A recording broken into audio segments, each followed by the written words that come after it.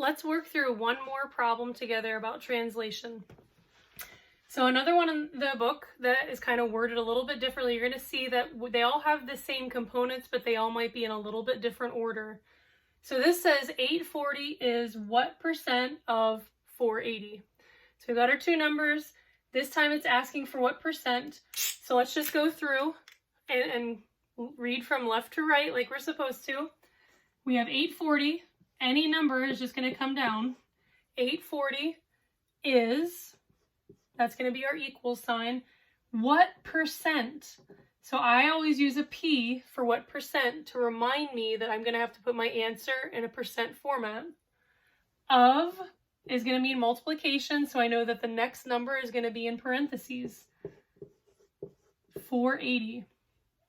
So 840 is what percent of 480? So now I have this as an actual math problem.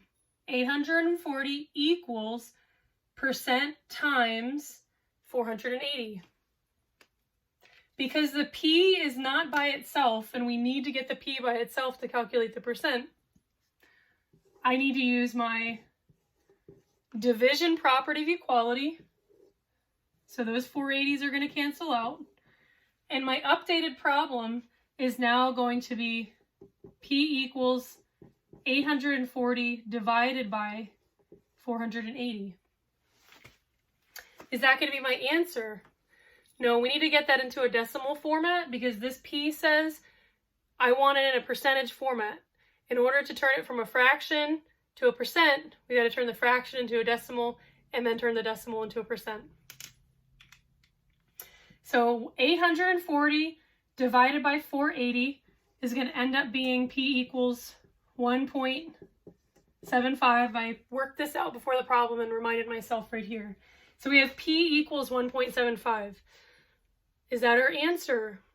No, because this is a decimal. So we converted from a fraction to a decimal. This P says, no, I want a percent. So what do we have to do with that decimal in order to turn it into a percent?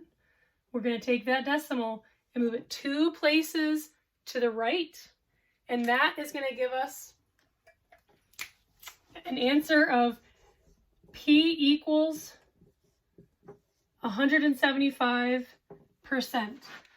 So 840 is 175% of 480. So we calculated that out. So just remember that each of these keywords means something. Just read from right to left. If the variable, if the N or the P is not by itself, use your properties of equality to get it by itself. And if it's asking for a percent, make sure you give an answer that is in a percent format.